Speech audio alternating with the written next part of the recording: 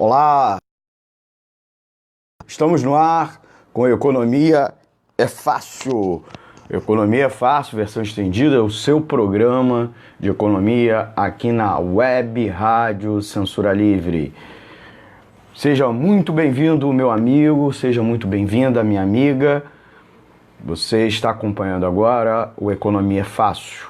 Economia é Fácil pela Web Rádio Censura Livre. Eu sou Almir César Filho, sou economista, estou ao seu dispor para a gente tirar as dúvidas sobre economia e tentar dissecar os fatos econômicos, especialmente os mais importantes que aconteceram durante a semana, e tentar traduzir para a linguagem do trabalhador e da trabalhadora. Buscar também o que nos afeta, o que nos interessa no meio do blá blá blá econômico, do noticiário, mas também no meio da vida real.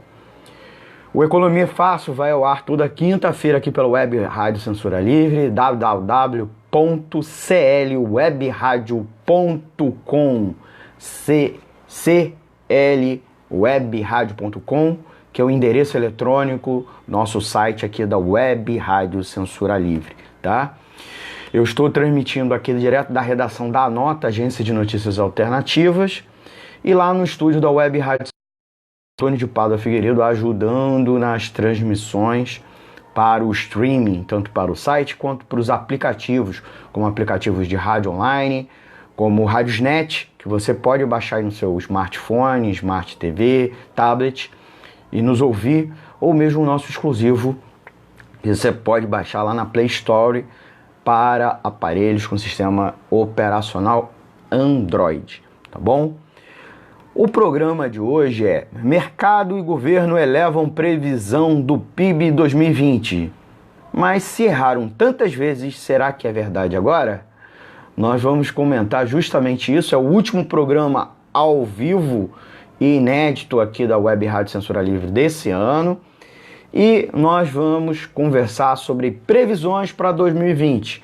Não deixa de ser também um balanço 2019 da economia brasileira e previsão do PIB, do crescimento do Produto Interno Bruto, que é a soma das riquezas do país, para 2020. Vou explicar por que a gente escolheu esse tema.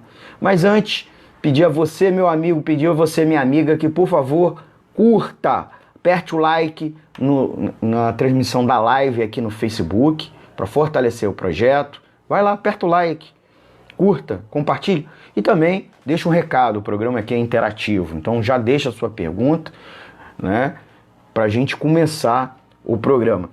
Outra coisa, tá com vergonha de postar a sua pergunta, seu comentário pelas redes sociais, Facebook, Instagram e Twitter da Web Rádio Censura Livre? Você pode mandar um e-mail aqui para o nosso programa. Nós temos um e-mail que é economiaefácil@gmail.com. Economia é fácil, tudo junto, sem acento. economiaefácil@gmail.com, tá bom? Então manda sua pergunta, também sua crítica, e a gente lê aqui no ar, a gente interage com você, tá bom? O programa de hoje, inédito, dia 19 de dezembro, o último programa ao vivo aqui deste ano, nós estamos tratando sobre a expectativa de crescimento da economia em 2020, né? A expectativa de crescimento para 2020, até porque o Boletim Focus, divulgado nesta segunda-feira pelo Banco Central, apresentou, e a imprensa começou a dar repercussão ontem e hoje, especialmente mais hoje, o Boletim Focus falando sobre projeção para 2020, né? Para 2020 houve uma discreta melhora no cenário, porque a previsão para esse ano, ao longo de todos os meses, foi de quedas sucessivas, né, da expectativa de crescimento, alinhando com os dados da economia, né? O IBGE divulga os dados da economia, o próprio Banco Central também divulgava. Então havia uma queda de expectativa se alinhando os próprios resultados muito fracos, os resultados dos dados efetivos da realidade brasileira, tanto emprego quanto o próprio crescimento do PIB, do Produto Interno Bruto, que é a soma de todas as riquezas do país. A previsão, algumas semanas atrás, era que ano que vem o Brasil crescesse 2%. Agora o mercado já refez para 2,2% ou mesmo 2,24%. Isso é a nova expectativa para 2020. Há fatores que permitem o otimismo para o ano que vem. E o principal é a queda momentânea dos juros. Mas os números parecem indicar fôlego curto para as políticas de liberação de dinheiro de fundos para consumo. Porém, são suficientes para turbinar as otimistas previsões do mercado financeiro. No Boletim Focus do Banco Central da última semana de dezembro de 2017, a título de comparação, os analistas de mercado cravaram que 2018 iria crescer 2,7%. Na aposta para o PIB de 2018, era também algo do gênero. Então erraram por mais de 100%, porque tanto um ano quanto o outro, tanto 2017 quanto 2018, 2018 todo mundo sabe, o Brasil só cresceu 1,1%. Aí o IBGE ajustou as contas e identificou que o Brasil cresceu 1,3%. Esse ano mesmo o Brasil, quanto muito, deve crescer 1%. Na mesma semana de 2018, por exemplo, marcaram 2,55% como expectativa para 2019, o que devemos ficar na casa de apenas 1%, um erro de 155%, por exemplo. Mas se erraram tantas vezes, será que é verdade agora? Nós vamos conversar. Você pode opinar, a gente vai ler a sua opinião aqui no ar, vamos comentar a respeito disso. Não sei se ficou claro, eu vou explicar para vocês também essa questão dos erros e, é claro, também o que é Boletim Focus, que eu acabei mencionando.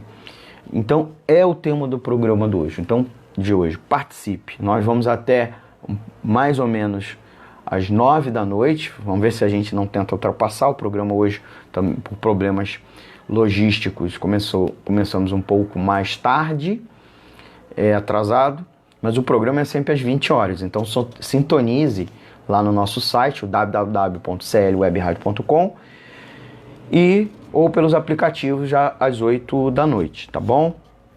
Antes a gente tem toda uma programação, espero que vocês tenham acompanhado a programação da Web Rádio Censura Livre, como também depois, tá bom? Então vamos lá ao tema do dia, vamos propriamente, né?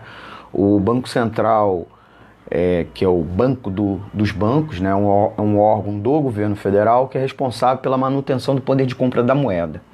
O Banco Central elevou a previsão do PIB para 2020 de 2,2 para 2,2. Então é uma previsão de alta, e de alta nessa própria previsão, ela corrigiu para cima. E a expectativa para este ano, 2019, foi revisada, passando de 0,9% para 1,2%. Em todo o ano passado, o crescimento da economia somou 1,3%. Portanto, essa revisão da expectativa, tanto para 2020 quanto especialmente para 2019, é uma mudança. E o PIB que eles estão esperando para 2019 é muito menor, não só que eles que esperavam lá no final de 2018, como é um PIB menor que o PIB do próprio ano de 2018. E olha que eles imaginavam que o PIB de 2019 fosse bem maior que o PIB de 2018. Inclusive a expectativa para crescer esse ano é que fosse crescer lá no final de 2018, a expectativa de 2019 é que crescêssemos algo em torno de 2,2 a 2,5. E estamos a menos disso, a metade disso, na verdade. Então o Banco Central aumentou em 1,8% para 2,2% sua previsão de crescimento do PIB brasileiro em 2020. A estimativa consta do relatório trimestral de inflação divulgado nesta quinta-feira, hoje, especificamente. Esse é o relatório do Banco Central, tá? Não é o Boletim Foco. Esse é o próprio relatório do Banco Central. o relatório ressalta que essa perspectiva está condicionada a um cenário de continuidade das reformas e ajustes necessários na economia brasileira, informou a instituição. Então, novamente, coloca como condição que as reformas neoliberais implementadas por Paulo Guedes, obviamente ministro do presidente Jair Bolsonaro, essas reformas neoliberais têm que continuar porque elas garantem o crescimento da economia. E olha, vou ser franco, não vimos isso.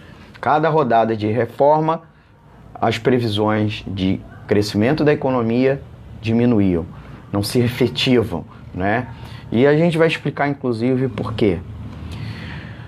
O PIB, lembrando, é a soma de todos os bens e serviços feitos no Brasil, independente da nacionalidade de quem os produz, e serve para medir o comportamento da economia brasileira.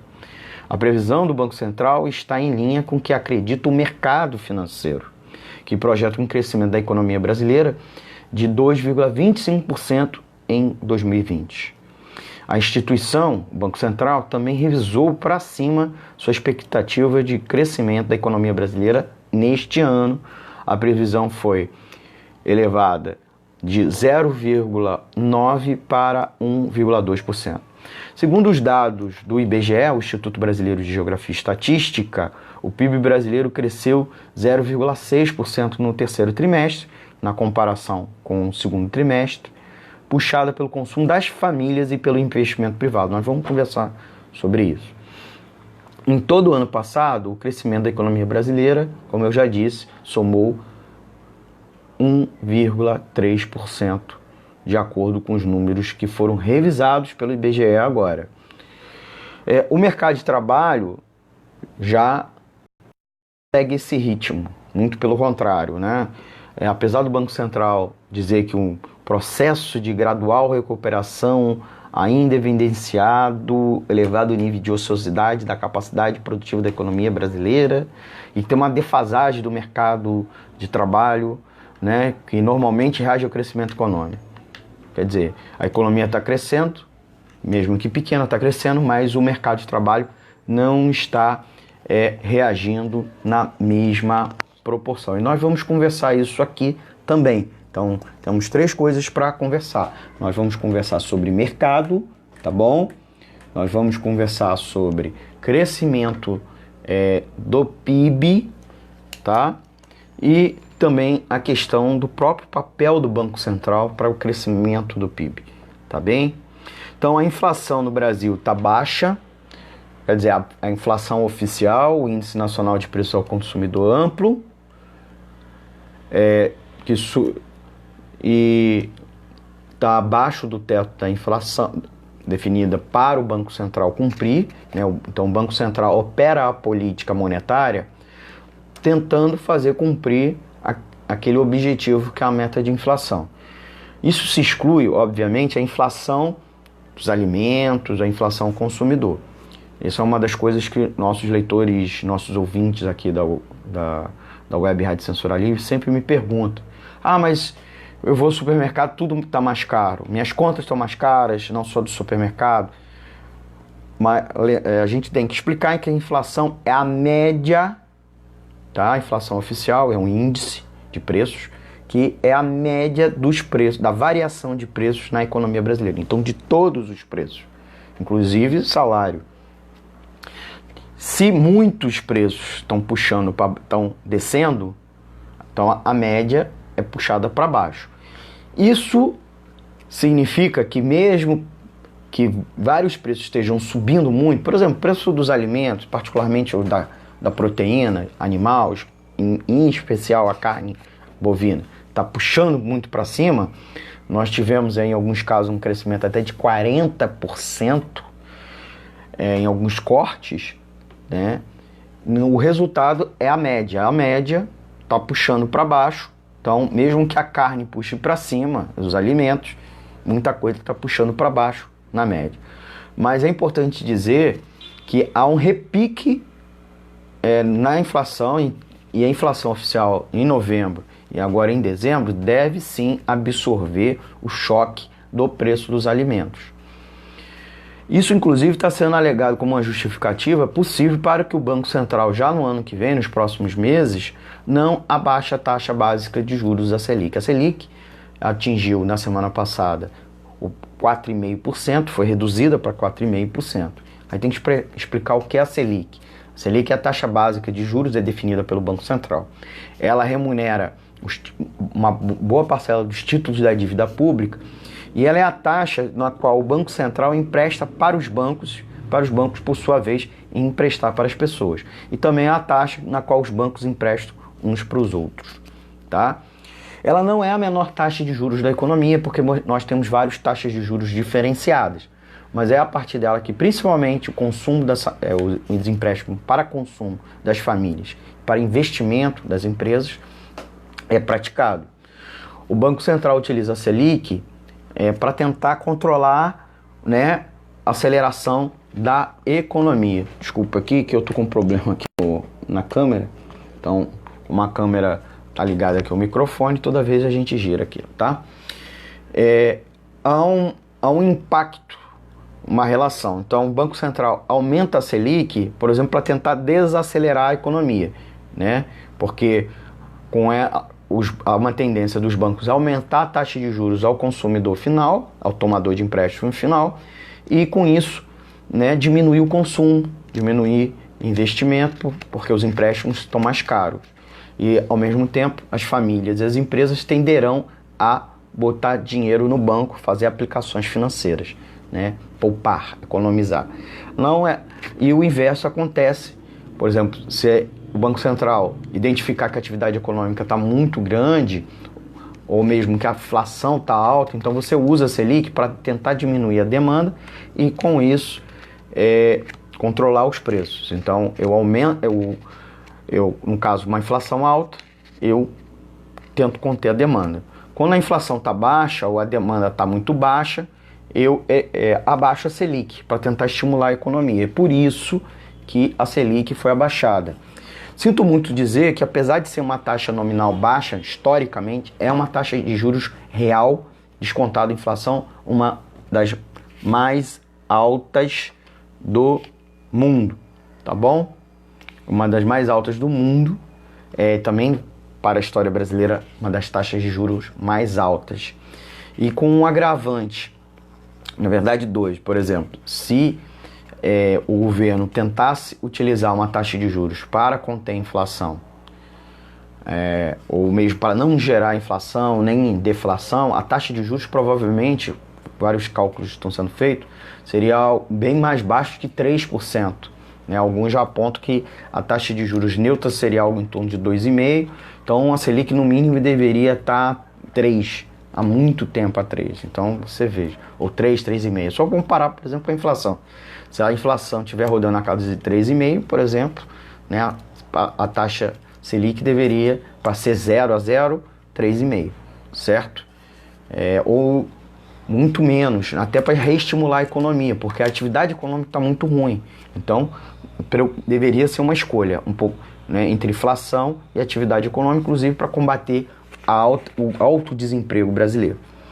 Essa é uma das questões que nos coloca que, apesar do otimismo, porque a taxa de juros está baixa, que o mercado financeiro se auto-atribui, tenta se autocongratular, inclusive para defender a equipe econômica do governo, a atividade econômica do Brasil está muito fraca. E aí vem um segundo fator que a gente quer colocar com relação à Selic. A Selic muitas vezes não é repassada, essa queda da Selic, ao tomador de empréstimo. O Brasil tem se não tem o maior spread bancário, que é a diferença entre a taxa básica e a aplicada ao consumidor final, né? Então, os bancos cobram, por exemplo, cheque especial 300% ao ano, rotativo do cartão de crédito 300%, quase 400% ao ano. Isso é uma taxa de juros abusiva, exorbitante, é verdadeira agiotagem. E isso faz com que a atividade econômica também seja muito retraída, tá? Porque, por exemplo, no mínimo um consumidor só consegue, no crediário, taxa de juros de 20% e as empresas conseguem taxa de juros de 10% ao mês. ou às vezes até o ano consegue taxa de juros disso, né? Isso implica taxa de juros de 10% ao ano, na melhor das hipóteses, são taxas muito altas. Então, uma taxa de lucro da empresa não gira em torno de 10%, muitas vezes 10%. Então, até para compensar, né? Eu pego o empréstimo, invisto, depois eu tenho que pagar o empréstimo e tenho que lucrar. Então, não compensa investir em atividade produtiva no Brasil, por um lado, e atividade produtiva acaba resultando em contratação de funcionários e aquisição de máquinas, equipamentos, mobiliário, instalações que por sua vez se desdobram também em contratação de funcionários, porque você está comprando de outra empresa e por sua vez essa empresa contrata pessoas. Então é por isso que a atividade econômica está muito fraca esse ano e os empregos também. E também com problema na arrecadação de impostos. E aí o governo reduz o gasto público para tentar enquadrar ela no tamanho das receitas, porque as receitas estão caindo sucessivamente por conta do problema da atividade econômica. Então ele corta o gasto público. Só que ao fazer isso, ele diminui a demanda da economia, porque gasto público também é demanda da economia. Então é salário de terceirizado, é pagamento de empresas, de fornecedores, etc. É obras públicas. Então você reduz a própria arrecadação do governo. Então o governo fica fazendo sucessivas cortes com impactos na própria arrecadação. Então é uma espiral descendente.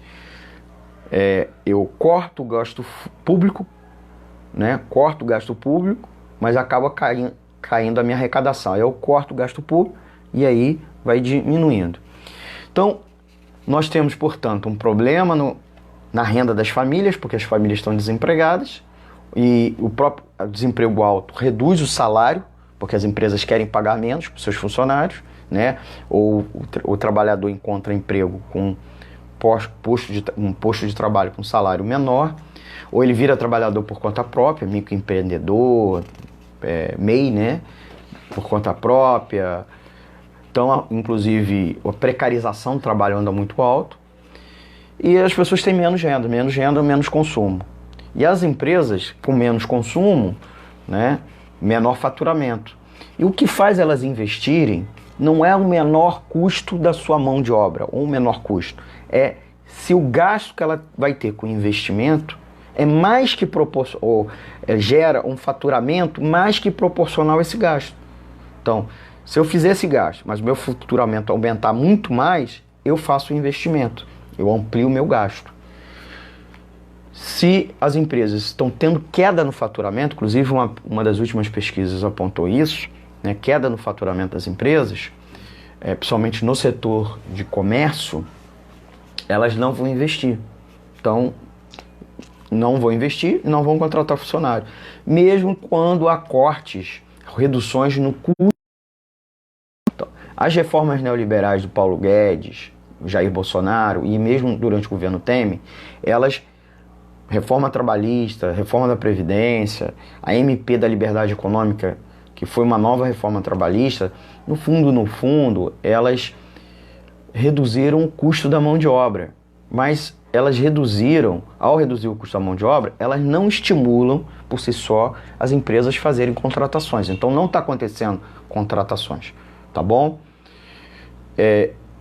Que poderiam até compensar, né, a redução do salário do trabalhador pelo aumento da demanda, né, e portanto também da procura por funcionários.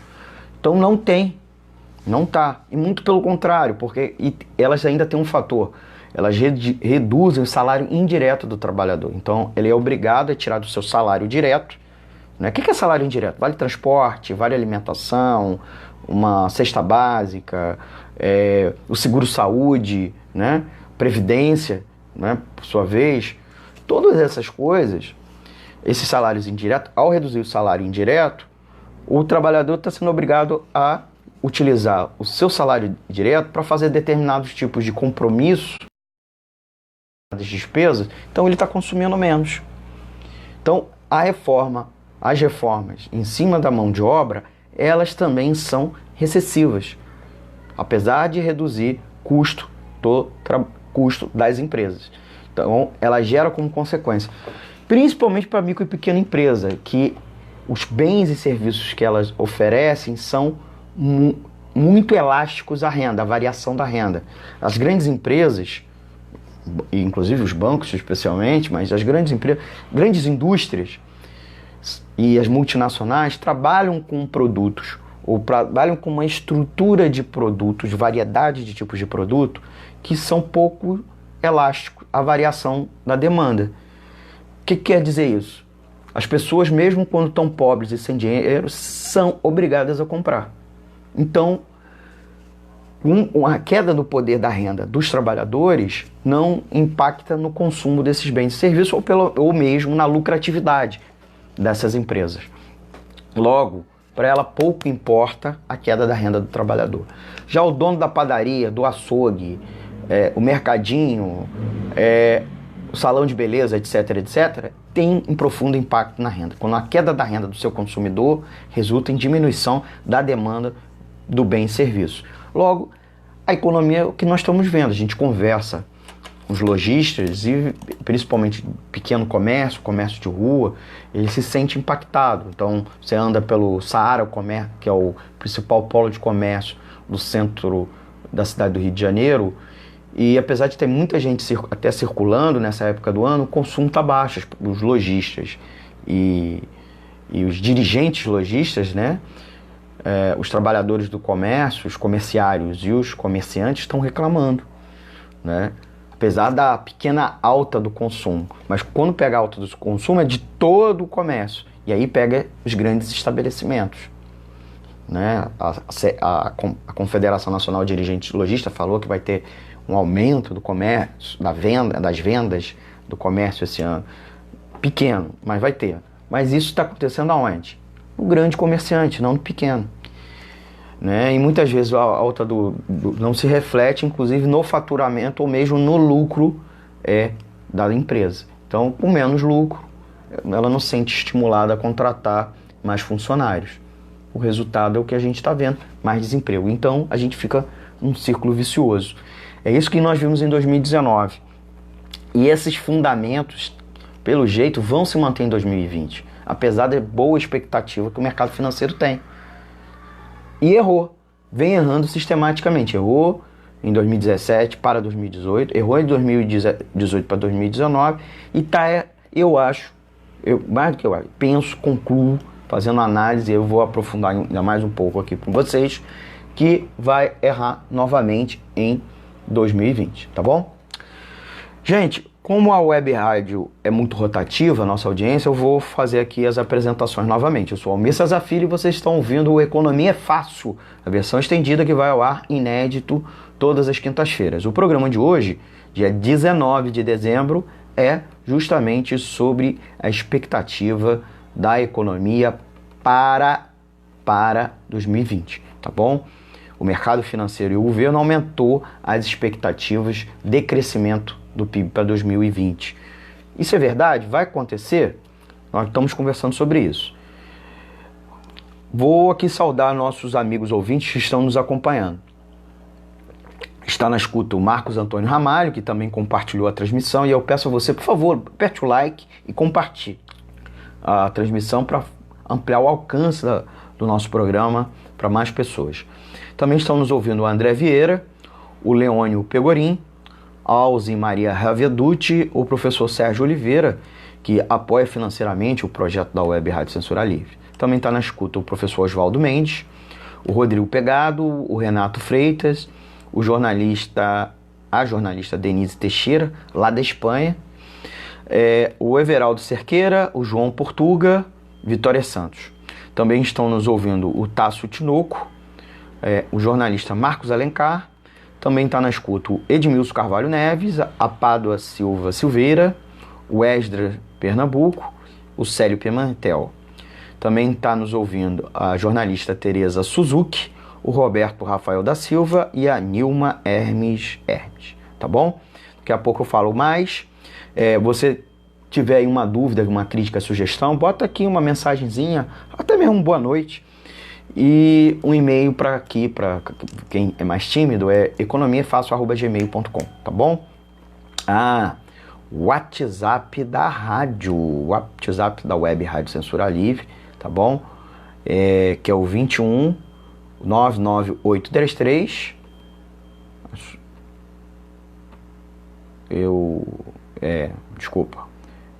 código de área 21 99833 6490. Vou repetir, 21 99833 6490.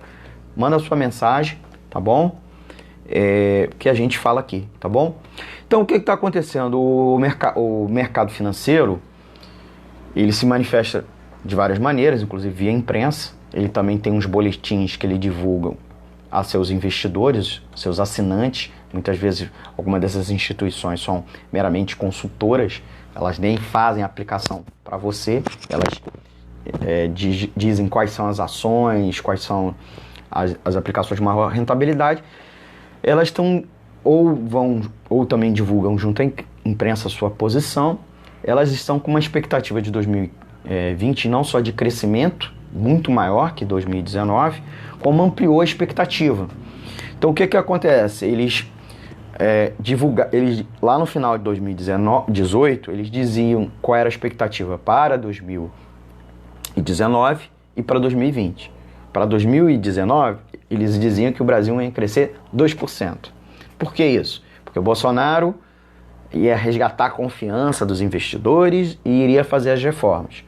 Inclusive, a frase que depois foi repetida inúmeras vezes por Paulo Guedes se o Bolsonaro apresentar propostas de reforma da Previdência, já amplia a confiança e os investimentos vão deslanchar e a economia vai crescer. Nós vimos que apresentou a proposta, foi aprovado e a economia não cresceu. Muito pelo contrário. Então, a expectativa sobre, inclusive, crescimento de 2019, mês a mês, ao longo do próprio 2019, foi caindo, como também a própria expectativa para 2020.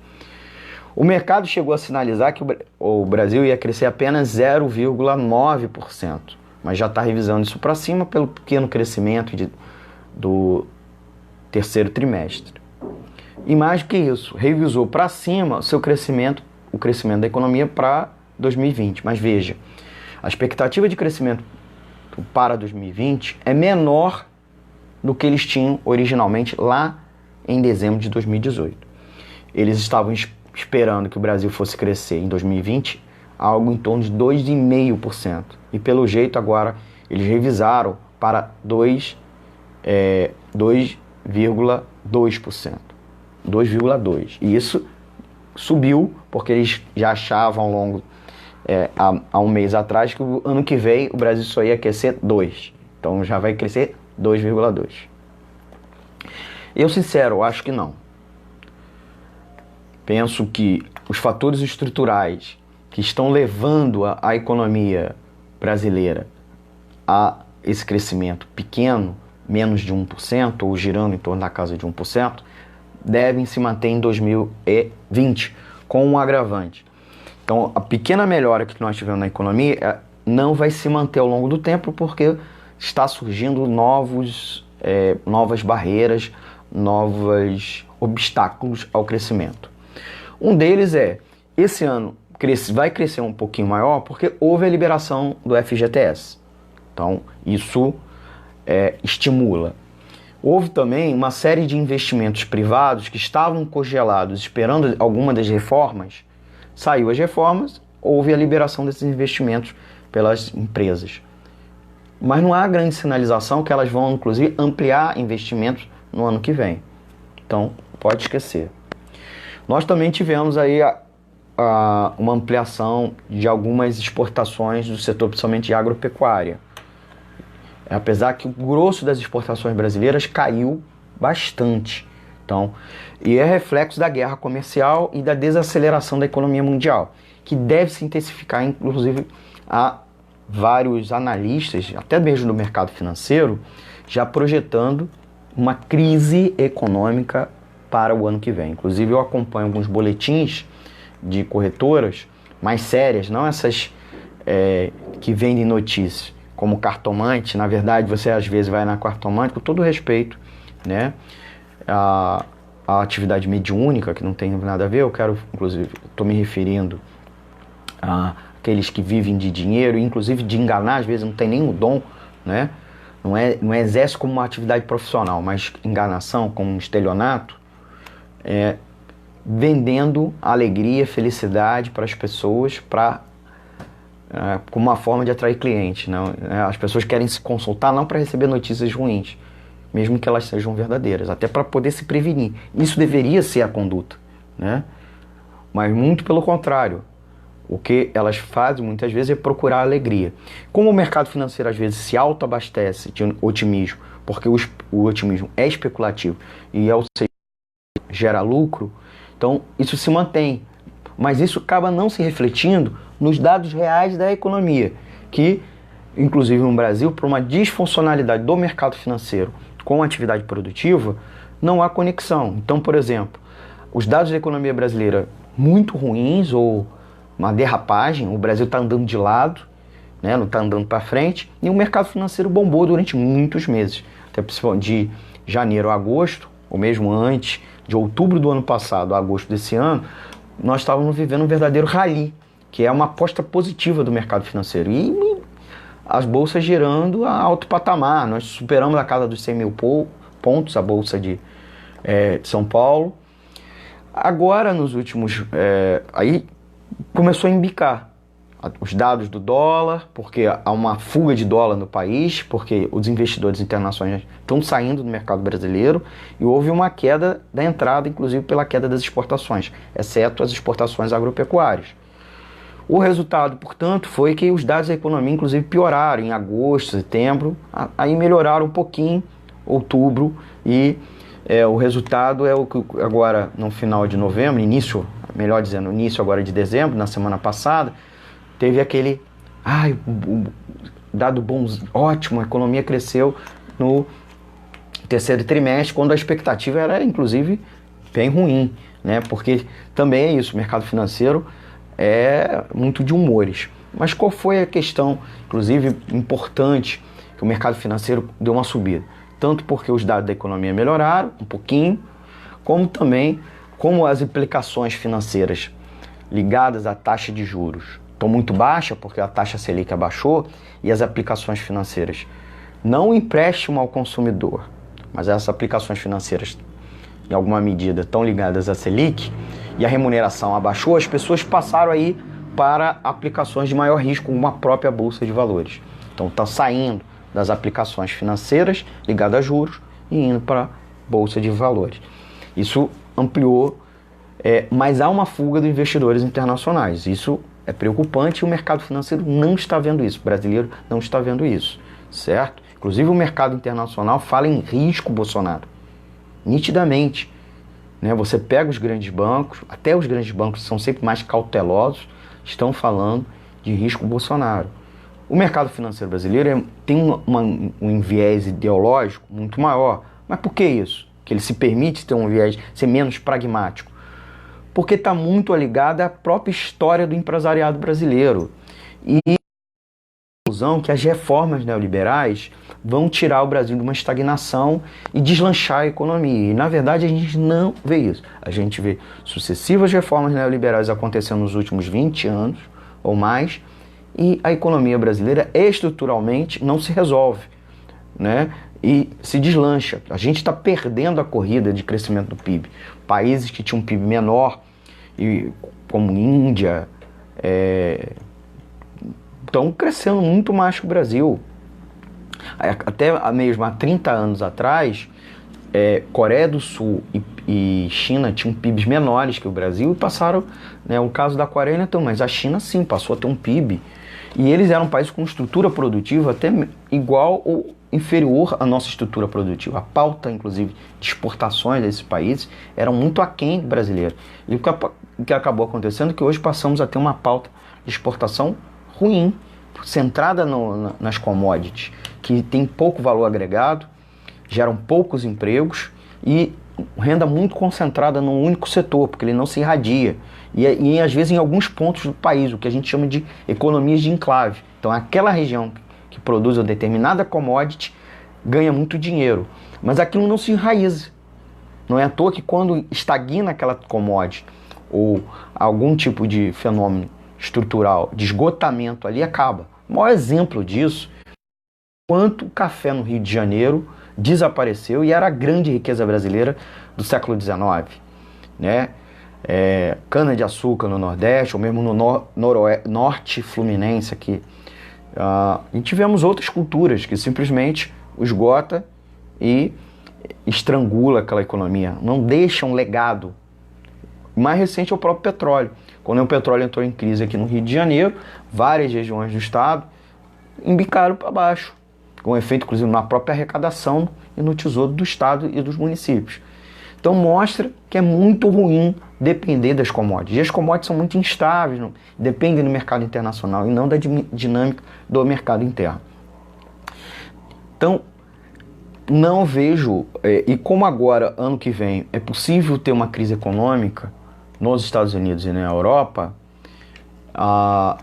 vai ter um impacto sobre os commodities. Então, a economia brasileira vai ser penalizada.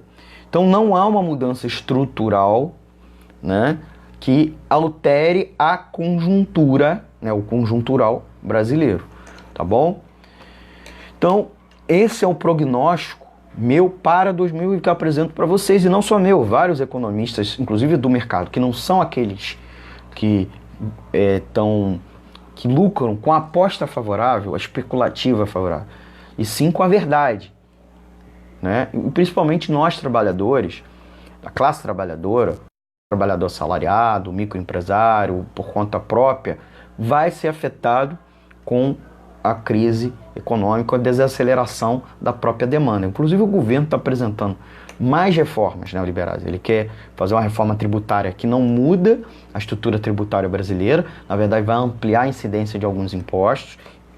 De vez em quando fica inclusive falando da volta da CPMF, que é o pior dos impostos possíveis, e não cria imposto sobre grandes fortunas, etc., imposto de renda mais progressivo.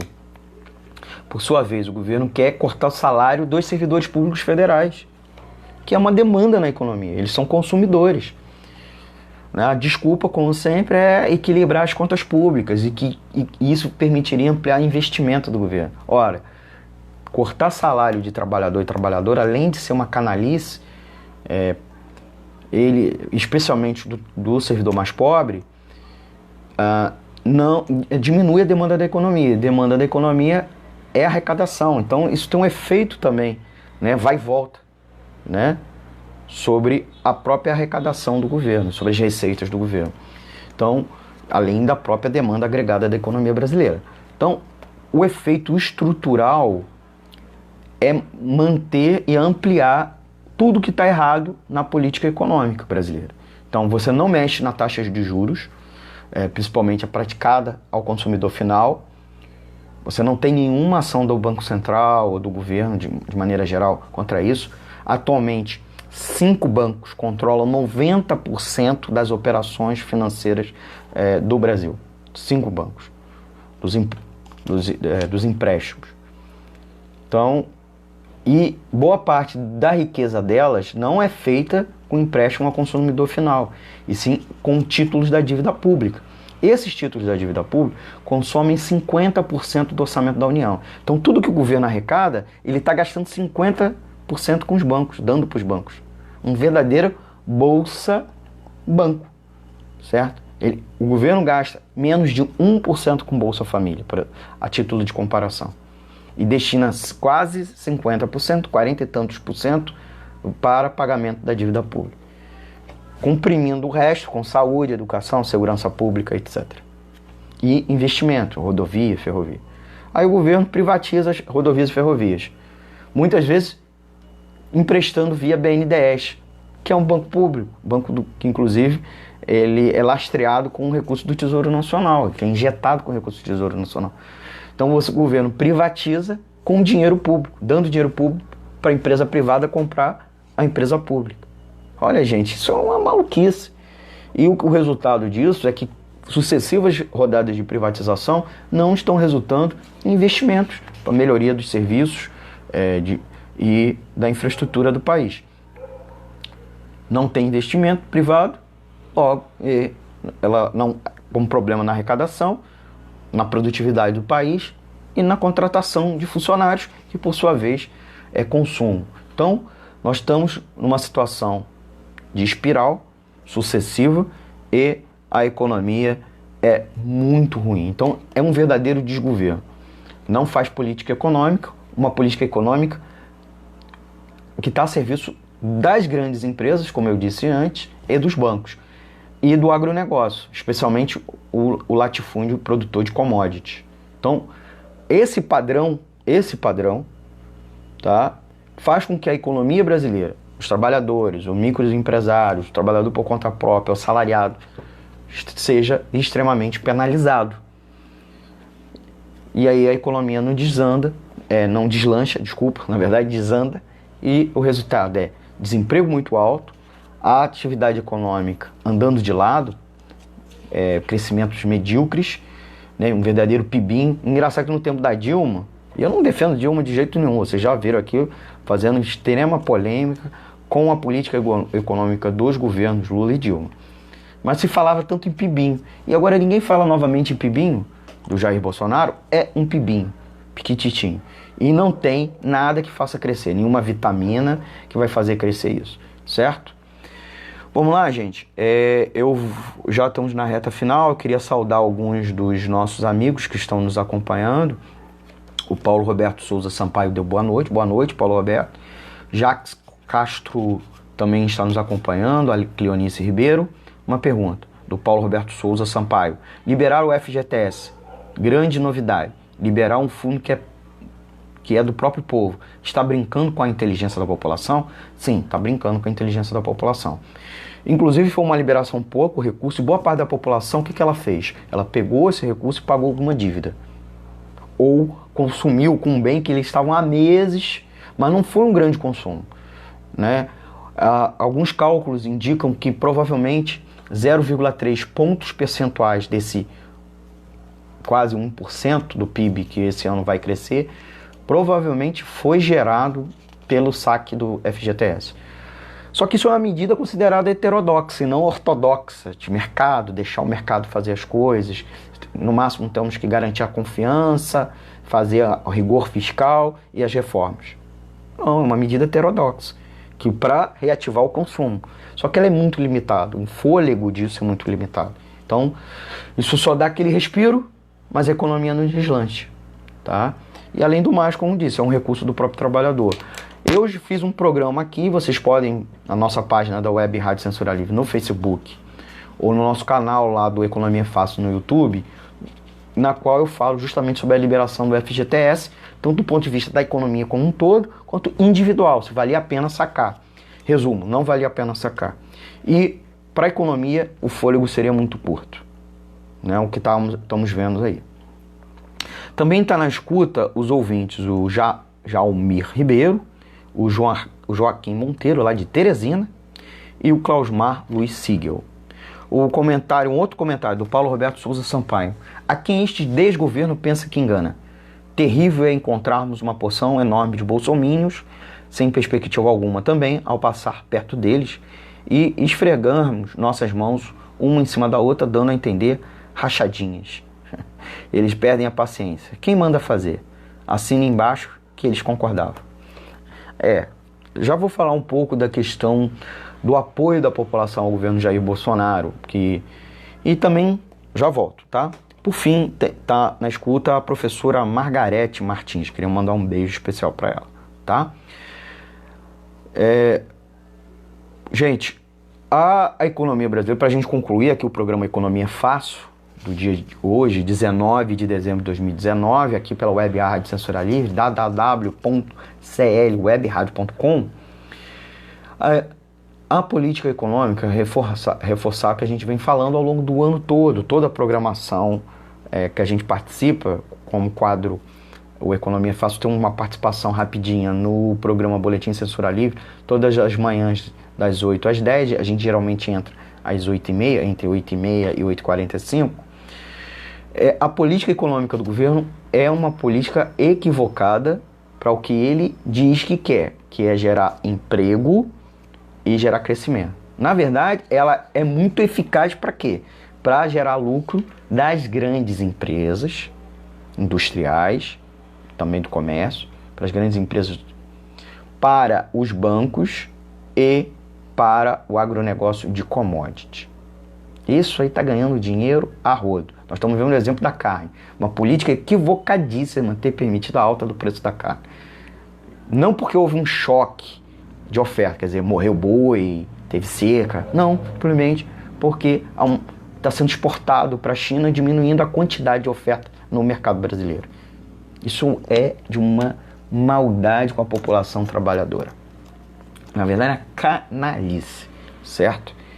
Mostrando o quanto é equivocada a política econômica no Brasil. A gente precisa ter estoques reguladores, uma regulação sobre o comércio exterior, imposto sobre exportação, ter controle sobre a quantidade, não um controle, às vezes, administrativo. Saber quanto, para, em vez de ficar estimulando o comércio lá fora, tem que atender primeiro o mercado brasileiro. Além do aumento da produtividade, que passa, inclusive, pela reforma agrária, né? Não à toa aqui, por exemplo, nós estamos ampliando a exportação de frango e de ovos, mas não houve um grande aumento do preço do frango. Por que isso? Porque houve ganhos ao longo das últimas décadas na produtividade do frango. E é um setor dominado pela agricultura familiar e extremamente integrado e com uso de tecnologia. Diferentemente da pecuária, dominada pelo setor pecuarista, de latifúndio, geralmente com baixo manejo de pastagem. É um setor que destrói a floresta em muitos casos. Setor com baixa produtividade. E eles estão tendo muito lucro agora com isso, com essa ação de promoção da exportação, desabastecimento do mercado interno. O resultado é a alta do preço, que vai ter um efeito em cadeia na economia, porque carne é alimento, então impacta, está tendo impacto nas outras proteínas animais, porque as pessoas aumentaram a demanda por ela, estão fugindo da carne bovina, estão indo para essas outras proteínas. Então tem um efeito deletério na economia, multiplicador deletério na economia, para mal, para ruim. A palavra deletério é isso, tá bom? Então, é importante a gente lutar, se mobilizar para mudar a política econômica. E para isso, se for o caso, até mesmo pedir a saída do Paulo Guedes, de toda a sua equipe econômica. Paulo Guedes tem uma equipe econômica controlada por banqueiros e altos executivos de banco. O interesse deles é esse. Não é o interesse da classe trabalhadora, seja o trabalhador assalariado, seja o trabalhador microempresário. Não é. Então é preciso mudar a política econômica urgentemente. Essa política econômica tem como resultado isso: alta do preço da carne, por um lado, por outro, desemprego que se mantém alto, queda nos salários, né? Ampliação dos postos de trabalho informais e um PIB medíocre, tá? Um PIB medíocre. Então é preciso mudar a política econômica. Infelizmente, uma parcela da população que aderiu ao projeto Bolsonaro de tal forma, às vezes não concorda com as políticas econômicas, certo? Mas aderiu muito ao governo. Uma série de identificações, ou mesmo até pela ojeriza dos governos anteriores. Mas é preciso dialogar com eles, principalmente aquele que não é o fanático, para trazer ele para o nosso campo, para a nossa perspectiva. O programa aqui tenta te dar argumentos para você conversar com eles, inclusive nas festas agora de Natal, que a ceia não vai ter carne bovina, vai ter ovo, não, a gente não vai ter mais o churrascão, a carne assada, né, o rosbife, vai ser quanto mal o Chester, o peru, né? E até porque eles tiveram aí aumento recente, até impactado pelo preço da carne.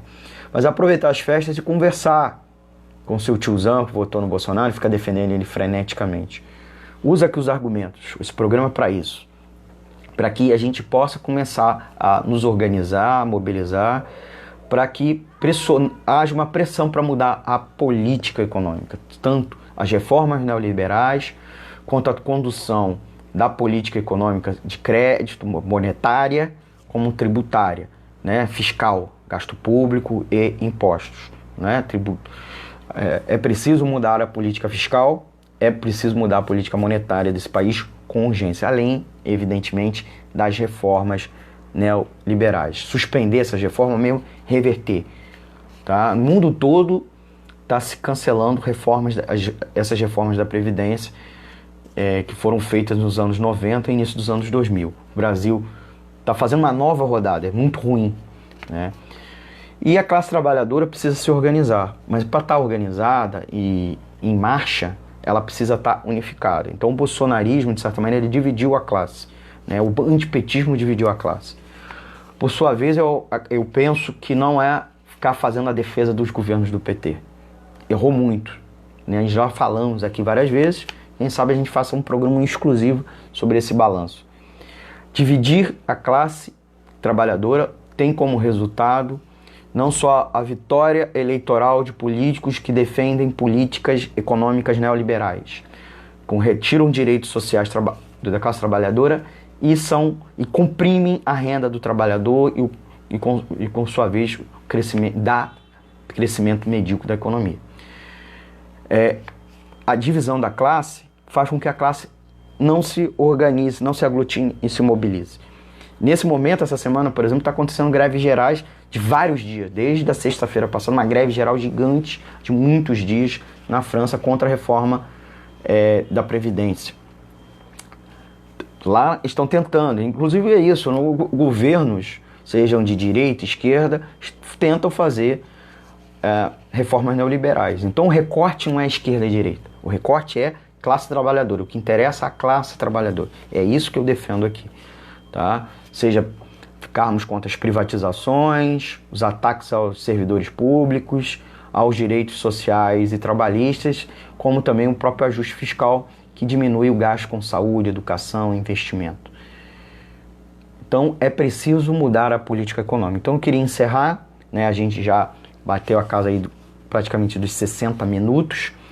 Então eu queria, antes de encerrar, agradecer a vocês pelo ano de 2019, a audiência da Web Rádio Censura Livre, que iniciou suas transmissões no início desse ano, com a equipe da Agência de Notícias Alternativa Nota e a equipe também que estava no programa Censura Livre, lá na Rádio Aliança. A gente montou essa web rádio desde o final do ano passado, mas as transmissões de programação regular foi esse ano. A gente até ano passado tinha até algumas transmissões demo, né, teste. Mas a Web Rádio Censura Livre, para ser uma voz independente, falar coisas que a grande imprensa não fala, ela precisa ser sustentada por você.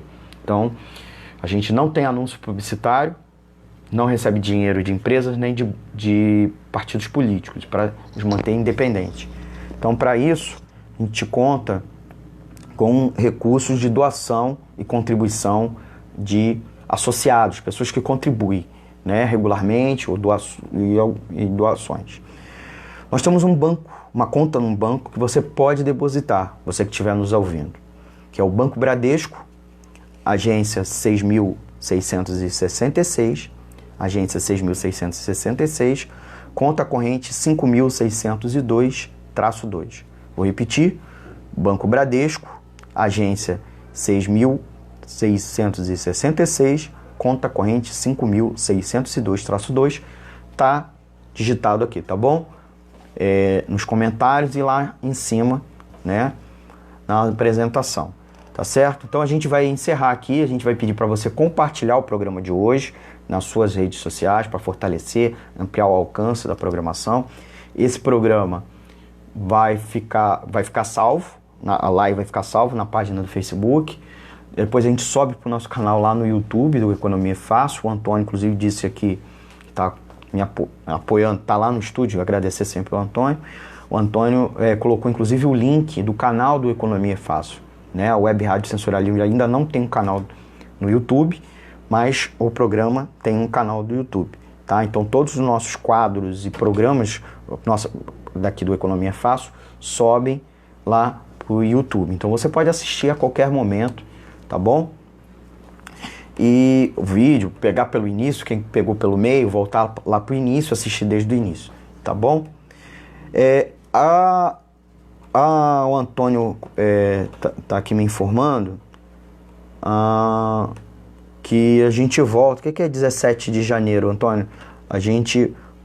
Sim, que as transmissões da Web Rádio Censura Livre começaram no 17 de janeiro.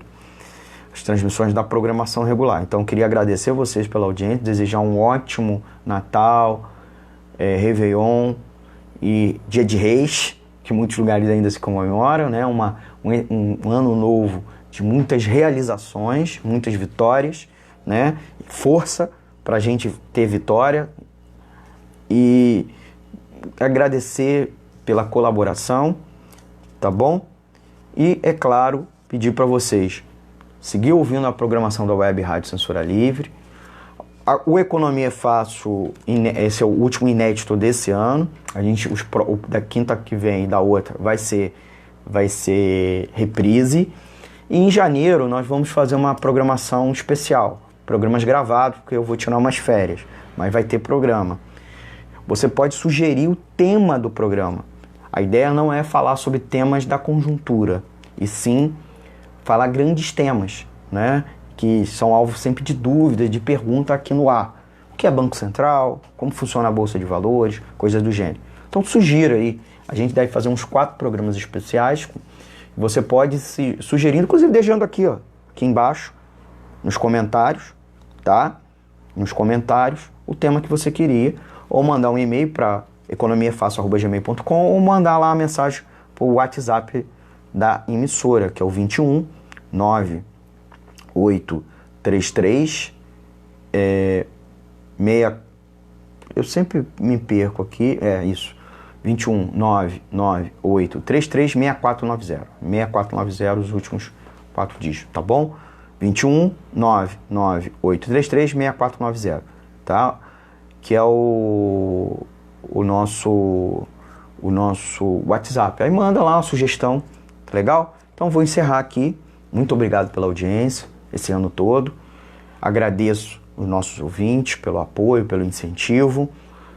Aperte o like, compartilhe, tá? Para fortalecer aqui o projeto. E siga ouvindo a programação da Web Rádio Censura Livre. A live se encerra aqui, mas a gente continua transmitindo lá pelo site, o www.clwebradio.com, e pelos aplicativos que você pode abaixar o Radiosnet, tá? Tablet, smartphone, Smart TV, ou o nosso exclusivo lá na Play Store. Nós temos um exclusivo. Então você pode seguir ouvindo toda a programação da Web Rádio Censura Livre, inclusive as reprises e reapresentações, tá bom? Programas maravilhosos. Amanhã, o programa do Antônio de Pádua Figueiredo, o Economia Fácil, tem um quadro no Boletim Censura Livre, primeira edição, começa às 8 da manhã. Também queria convidar vocês para a noite, às 18 horas, assistir o programa Deise Alvarenga Entrevista, tá? Ambos têm transmissão pela Web Rádio Censura Livre, com live, o Antônio só os quadros têm live. E você está convidado a acompanhar a nossa emissora. Manda sua dúvida, sua crítica, sua sugestão. Fortaleça aqui a Web Rádio Censura Livre, a voz da classe trabalhadora. Encerro aqui. Feliz Ano Novo, Feliz Natal e um 2020 de muitas realizações, de força para a gente ter luta, para lutar e conseguir mudar a política econômica do nosso país, tá bom? Um beijo e abraço. Tchau, tchau. Fui. Vou encerrar aqui, vou apertar o botãozinho e até o próximo programa.